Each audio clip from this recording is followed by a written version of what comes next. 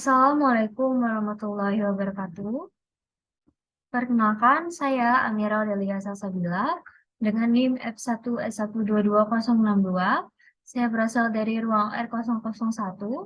Jadi di sini saya akan mempresentasikan hasil rangkuman materi dari pertemuan kelima sampai pertemuan ketujuh mata kuliah dasar-dasar sains dan teknologi dengan dosen pengampu Ibu Dewi Lestari, Eskom MSI. Baiklah, kita masuk ke pembahasan. Jadi materi yang akan saya bahas di sini itu dari pertemuan kelima mengenai 4 macam pengetahuan, pertemuan keenam sifat kebenaran ilmiah dan presisi, pertemuan ketujuh hukum dan teori ilmiah. Kita masuk ke pertemuan kelima, 4 macam pengetahuan. Pengetahuan. Pengetahuan itu adalah informasi yang kita dapat untuk memperoleh pemahaman, pembelajaran, dan pengalaman. Pengetahuan itu bisa berasal dari pengetahuan ilmiah atau pengetahuan karena pengalaman dari diri kita sendiri.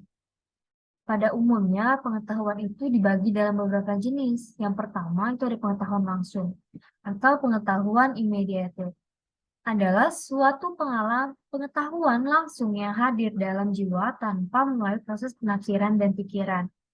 Yang kedua ada pengetahuan tak langsung, atau pengetahuan mediated adalah hasil dari pengaruh interpretasi dan proses berpikir serta pengalaman-pengalaman yang lalu. Jadi apa yang kita ketahui dari benda-benda eksternal itu banyak berhubungan dengan penafsiran dan penerapan dari pikiran kita. Yang ketiga itu adalah pengetahuan indrawi. Pengetahuan indrawi itu adalah sesuatu yang dicapai dan diraih melalui indera-indera lahiriah. Sebagai contoh, kita menyaksikan batu, kursi, dan objek-objek lain yang masuk ke alam pikiran melalui indera-indera penglihatan. Itu akan membentuk suatu pengetahuan kita. Jadi tanpa diragukan lagi bahwa hubungan kita dengan alam eksternal itu melalui media indera-indera lahiriah ini. Tetapi pikiran kita itu tidak seperti kelas foto yang dimana gambar-gambar dari apa yang kita ketahui lewat indera-indera itu tersimpan di dalamnya. Yang keempat, itu ada pengetahuan konseptual. Pengetahuan konseptual itu juga tidak dapat terpisah dari pengetahuan indrawi, yang dimana pikiran manusia secara langsung tidak dapat membentuk suatu konsepsi-konsepsi tentang objek-objek dan perkara-perkara eksternal tanpa berhubungan dengan alam eksternal itu. Yang kelima itu ada pengetahuan partikular. Pengetahuan partikular itu berkaitan dengan satu individu, objek-objek tertentu, atau realitas-realitas khusus. Misalnya, ketika kita membicarakan individu tertentu, maka hal ini itu bakalan langsung berhubungan dengan pengetahuan partikular itu sendiri. Yang keenam ada pengetahuan universal. Pengetahuan universal itu meliputi keseluruhan yang ada, seluruh hidup manusia. Contohnya, agama, filsafat, dan lain sebagainya. Ada 4 macam pengetahuan yang didefinisikan menurut Burhanuddin Salam. Yang pertama itu ada pengetahuan biasa. Pengetahuan biasa adalah pengetahuan tentang hal-hal biasa atau pemahaman manusia akan suatu objek tertentu yang terdapat dalam kehidupan sehari-hari. Pengetahuan biasa disebut dengan istilah common sense yang diperoleh dari pengalaman sehari-hari. Yang kedua ada pengetahuan ilmiah. Pengetahuan ilmiah adalah ilmu yang memperoleh pengetahuannya dengan metode-metode tertentu. Jadi pengetahuan ini dapat diperoleh melalui observasi, eksperimen, klasifikasi. Contohnya, bumi berputar pada porosnya. Air merupakan unsur penting yang ada pada tubuh manusia dan lain sebagainya. Yang ketiga ada pengetahuan filsafat, merupakan pengetahuan yang diperoleh dari pemikiran yang bersifat kontemplatif dan spekulatif. Pengetahuan filsafat ini juga membahas hal yang lebih luas dan lebih mendalam. Contohnya seperti apa hakikat Tuhan, hakikat alam semesta, hakikat manusia. Yang keempat, pengetahuan agama. Pengetahuan agama itu adalah pengetahuan yang diperoleh dari Tuhan melalui para utusannya. Pengetahuan agama ini bersifat mutlak dan wajib bagi para pemeluk agama. Pengetahuan ini juga berisi ajaran tentang cara berhubungan dengan Tuhan, sesama manusia, serta informasi untuk hari akhir. Fungsi ilmu pengetahuan secara umum. Yang pertama, menjelaskan sebuah fenomena atau kejadian yang terjadi. Nah, untuk menjelaskan ilmu pengetahuan itu ada 4. Yang pertama, deduktif, probabilistik, fungsional, dan genetik. Yang kedua, ada meramalkan atau memprediksi. Di sini berisi tentang kejadian yang akan terjadi itu harus berdasarkan dengan ilmu yang telah kita ketahui sebelumnya. Yang ketiga, pengetahuan agama. Pengetahuan agama adalah pengetahuan yang diperoleh dari Tuhan melalui para utusannya. Kesadaran. Kesadaran itu adalah suatu tingkat kesiagaan individu pada saat ini terhadap stimulus internal dan eksternal, yaitu terhadap peristiwa-peristiwa lingkungan dan sensasi tubuh, memori, dan pikiran. Dalam pengertian ini, tentu saja adalah kemampuan individu seseorang untuk mengadakan hubungan dengan lingkungan serta diri sendiri, dan mengadakan pembatasan terhadap lingkungan serta diri sendiri melalui perhatian. Adapun jenis-jenis kesadaran itu ada 2. Yang pertama itu ada kesadaran pasif, yang kita bisa artikan sebagai bentuk kesadaran yang dilakukan makhluk hidup dalam menerima berbagai bentuk stimulus internal dan eksternal. Yang kedua ada kesadaran aktif, yang dimana suatu bentuk kesadaran yang dialami makhluk hidup dalam kehidupannya, yang mana ia selalu mencari, menelaah, menyeleksi pandangan yang ada. Fungsi kesadaran. Yang pertama itu adalah dapat digunakan dalam membuat keputusan, sehingga seseorang itu dapat mengambil keputusan. Contohnya, dia bakalan lanjut pendidikan atau tidak, tetap bekerja atau tidak. Yang kedua, dapat digunakan dalam mengarahkan atau mengendalikan tindakan merencanakan, memulai dan mengarahkan tindakan. Misalnya, dalam keadaan sadar, seseorang itu dapat melakukan kegiatan seperti membereskan ruangan, memberi obat. Jadi seperti bisa melaksanakan aktivitasnya sehari-hari. Yang ketiga, dapat memantau perilaku penyesuaian perilaku. Jadi dalam keadaan sadar, seseorang itu dapat menyiapkan diri bila menghadapi masalah dengan cara mencari jalan keluar terhadap suatu masalah atau penyesuaian diri bila lingkungan itu terasa asing bagi mereka. Nah, dari sana kita bisa melihat ada lagi sifat pemikiran, yaitu ada 3. Yang pertama, skeptis. Skeptis itu merupakan sikap meragukan kebenaran atau menganggukkan persetujuan atau penolakan. Skeptis ini awalnya itu adalah orang yang mengamati segala sesuatu dengan cermat serta mengadakan penelitian terhadapnya. Skeptisisme ini dapat dibedakan menjadi 2, yaitu skeptisisme mutlak atau universal, yang merupakan sikap yang secara mutlak mengingkari kemungkinan manusia untuk tahu dan memberi dasar pembenaran. Yang kedua adalah skeptisisme nisbi atau partikular, yang merupakan sikap tidak meragukan segalanya secara menyeluruh. Skeptisisme ini merupakan tarian yang hanya meragukan kemampuan manusia untuk tahu dengan pasti dan memberi dasar pembenaran yang tidak diragukan lagi untuk pengetahuan dalam bidang-bidang tertentu. Sifat pemikiran yang kedua ada subjektif, yang dimana merupakan sebuah pemikiran atau pernyataan yang berlandaskan pendapat atau perasaan orang yang mengungkapkannya. Jadi dalam dunia ilmiah, sikap subjektif ini sangat dilarang karena nantinya akan mempengaruhi hasil penelitian ilmiah. Tetapi dalam kehidupan sehari-hari, sikap ini sering dimiliki dan dijadikan fondasi karena sangat berguna untuk menyampaikan sebuah informasi. Subjektif ini juga memiliki landasan pemikiran berupa opini seseorang yang kemudian dijadikan tolak ukur terhadap sebuah peristiwa yang diinformasikan. Dan pernyataan subjektif ini memiliki kata pendukung, contohnya biasanya, agak, menurut saya. Jadi tidak ada kepastian yang diberikan terhadap sebuah pernyataan tersebut. Dari sudut pandang, subjektif ini lebih kepada pendapat pribadi tentang sebuah peristiwa yang diinformasikan, sehingga terkadang tidak terjamin akurasinya. Melihat dari dampak yang dihasilkan, Dampak subjektif ini juga tergantung kondisi, bisa membawa manfaat, namun bisa juga membawa hasil yang lebih besar. Contoh subjektif yang pertama ada karya seni, hubungan, kecantikan, acara televisi. Penjelasannya mungkin kita ambil dari sebuah hubungan ya. Sebuah hubungan contohnya ada sebuah pernikahan yang sedang di ujung tanduk. Karena suami dituduh selingkuh oleh istrinya.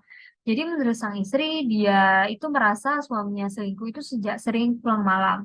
Padahal menurut sang suami itu merupakan tuduhan yang salah. Nah, dalam contoh ini, kita bisa melihat bahwa si istri ini memberikan pernyataan subjektif yang tidak dilandasi bukti yang akurat. Sifat pemikiran yang ketiga itu ada relatif. Relatif itu adalah sesuatu yang membutuhkan pembanding atau acuan untuk dapat menentukan nilainya. Jadi, relatif itu tidak dapat berdiri sendiri karena membutuhkan pembanding lain yang sesuai. Beda halnya dengan mutlak, yang dimana hasilnya itu sudah pasti dan tidak dapat diganggu-gugat. Tidak butuh pula sebuah pembanding yang digunakan sebagai acuan. Nah, dalam gagasan relatif, itu merupakan sebuah pandangan relatif terhadap perbedaan pertimbangan dan perspektif. Contohnya, ketika Anda menyebut harga cabai itu relatif mahal, maka Anda itu harus dapat membuktikan dengan cara membandingkan harganya pada minggu-minggu sebelumnya atau hari-hari sebelumnya. Nah, data demikian itu juga dapat kalian menjadi bukti bahwa kata relatif itu bisa digunakan di dalamnya. Baiklah, kita masuk ke pertemuan ke-6 mengenai sifat kebenaran ilmiah dan presisi. Kebenaran ilmiah. Menurut KBBI, arti kata kebenaran itu adalah hal dan sebagainya yang cocok dengan keadaan yang sesungguhnya. Sedangkan arti kata ilmiah menurut KBBI adalah bersifat ilmu. Dan arti lainnya dari ilmiah adalah secara ilmu pengetahuan. Jadi kebenaran ilmiah itu dapat diaktualisasikan atau dimanifestasikan dalam pengetahuan ilmiah. Atau dengan kata lain, menurut suatu pengetahuan itu disebut ilmiah karena di dalamnya pengetahuan tersebut terdapat suatu kebenaran yang bersifat ilmiah. Nah, pertanyaan pertama, kebenaran ilmiah itu dapat dijadikan ilmu. Nah, kebenaran ilmiah itu biasanya dapat kita lihat dan dapat dijadikan ilmu jika memenuhi 4 syarat yang terdiri dari objektif, metodologis, universal, dan sistematis. Muncul pertanyaan lain nih, bagaimana cara mendapatkan kebenaran ilmiah? Nah, cara mendapatkan kebenaran ilmiah itu adalah dengan cara melakukan proses penelitian dan penalaran logika ilmiah. Teori kebenaran. Teori adalah serangkaian bagian atau variabel, definisi, dan dalil yang saling berhubungan yang menghadirkan sebuah pandangan sistematis mengenai fenomena dengan menghubungkan antar variabel, dengan maksud menjelaskan fenomena alamiah. Sedangkan kebenaran itu adalah hasil persesuaian antara pengetahuan dan objek. Bisa juga diartikan suatu pendapat atau perbuatan seseorang yang sesuai dengan orang lain dan tidak merugikan diri sendiri.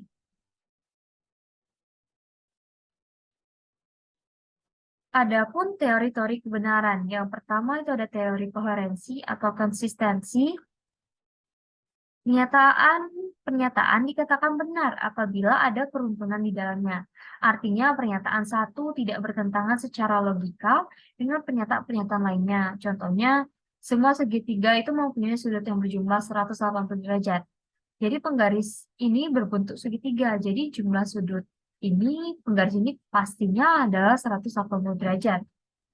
Yang kedua ada teori korespondasi. Kebenaran adalah penyesuaian antara pernyataan dengan kenyataan. Suatu pernyataan dikatakan benar apabila ada bukti empiris yang mendukung. Contoh, semua besi bila dipanaskan akan memuai. Yang ketiga, teori pragmatis. Teori pragmatis ini merupakan suatu pernyataan atau pemikiran dikatakan benar apabila dapat mendatangkan manfaat atau kegunaan pada banyak orang. Contoh pernyataan, sesuai besi, bila dipanaskan akan mempunyai kebenaran pragmatis bagi tukang pandai besi atau pabrik untuk menjadikan alat-alat yang bermanfaat bagi manusia. Yang keempat ada teori performatif, yang menyatakan bahwa kebenaran itu diputuskan atau dikemukakan oleh pemegang otoritas tertentu. Contoh, mengenai penetapan satu Syawal sebagai Muslim di Indonesia, kita mengikuti fatwa atau keputusan MUI. Yang kelima ada teori konsensus. Suatu pernyataan dikatakan benar apabila dihasilkan dari suatu konsensus bersama atau kesepakatan. Syaratnya ada keterpahaman, maksudnya hal yang dibicarakan itu dapat dipahami atau di kursus atau wacana, ada dialog antar ide, ketulusan, kejujuran, atau kepentingan yang dikemukakan sehingga ada keterbukaan otoritas. Yang keenam ada teori kebenaran sintakis.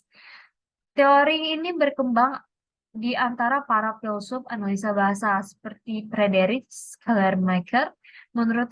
Menurut teori ini, suatu pernyataan dianggap benar bila pernyataan ini mengikuti aturan sintakis atau gramatika yang berlaku. Yang ketujuh ada teori kebenaran sematis. Menurut teori kebenaran sematik, suatu proporsi memiliki nilai besar ditinjau dari segi arti atau makna. Yang ke-8 ada teori kebenaran non-deskripsi. Teori kebenaran non-deskripsi dikembangkan oleh penganut filsafat fungsionalisme. Jadi menurut teori ini, suatu statement atau pernyataan itu akan mempunyai nilai benar, ditentukan tergantung peran dan fungsi pernyataan itu. Yang ke-9 ada teori kebenaran logik. Teori ini dikembangkan oleh kaum positivistik. Menurut teori ini, bahwa problema kebenaran hanya merupakan kekacauan bahasa saja. Dan hal ini akibatnya merupakan suatu pemberosan, karena pada dasarnya apa pernyataan yang hendak dibuktikan kebenarannya memiliki derajat logik yang sama, yang masing-masing saling. Yang ke-10 adalah agama sebagai teori kebenaran. Manusia adalah pencari kebenaran. Salah satu cara untuk menemukan sesuatu kebenaran adalah melalui agama. Agama dengan karakteristiknya sendiri memberikan jawaban atas segala persoalan asasi yang dipertanyakan manusia, baik tentang alam, manusia, maupun tentang Tuhan. Sifat-sifat kebenaran ilmiah. Yang pertama, struktur kebenaran ilmiah yang rasional logis. Struktur kebenaran ilmiah rasional logis adalah kebenaran ilmiah itu selalu dicapai berdasarkan kesimpulan yang logis dan rasional dari proposisi atau premis-premis tertentu. Proposisi ini bisa berupa teori atau hukum ilmiah yang sudah dibuktikan kebenarannya. Yang kedua, ada sifat empiris dari kebenaran ilmiah. Sifat empiris dari kebenaran ini adalah bagaimanapun juga kebenaran ilmiah itu perlu diuji dengan kenyataan yang ada. Jadi tidak ada spekulasi dalam ilmu pengetahuan. Spekulasi itu ada hanya pada sampai tahap tertentu. Yang ketiga ada sikap pragmatis yang merupakan dapat menggabungkan kedua sifat kebenaran. Dalam arti kalau sebuah pernyataan dianggap benar, secara logis dan empiris, kenyataan tersebut juga harus berguna dalam kehidupan manusia, yaitu memecahkan masalah hidup manusia. Presisi dalam KBBI memiliki arti ketepatan, ketelitian yang mana sifat kebenaran ilmiah ini harus tepat dan juga teliti. Dan sebelumnya sudah melakukan pencarian, penelitian yang terkait yang dicari. Kita masuk ke pertemuan 7, hukum dan teori ilmiah.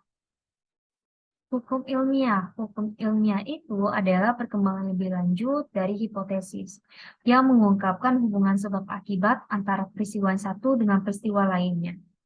Apa itu teori ilmiah? Teori ilmiah merupakan sebuah kumpulan pernyataan yang saling berhubungan dan didukung dengan baik, yang dimana menjelaskan berbagai pengamatan dan dapat digunakan untuk membuat prediksi yang tepat. Nah, ciri-ciri dari teori ilmiah.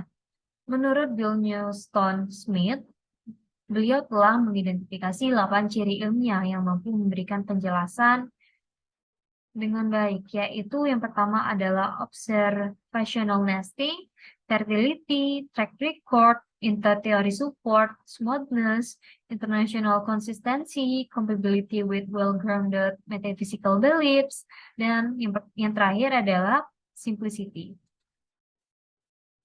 Proses terbentuknya hukum ilmiah.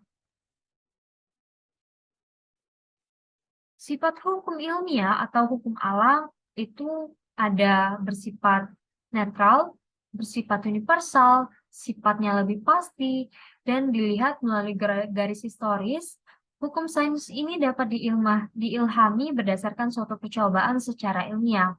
Ada juga hukum tersebut dibuat atas dasar pemikiran yang kritis atau bisa juga dengan sesuatu keadaan yang sekedar tidak sengaja.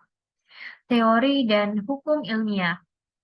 Hukum sains merupakan suatu pernyataan di dalam dunia ilmu. Ilmu yang bermula dari suatu hipotesis dan dibuktikan dengan percobaan-percobaan yang menyangkut hipotesis. Menurut Imre Lakatos, teori adalah hasil pemikiran yang tidak akan musnah dan hilang begitu saja. Jadi pada dasarnya itu merupakan keanekaragaman dalam sebuah penelitian.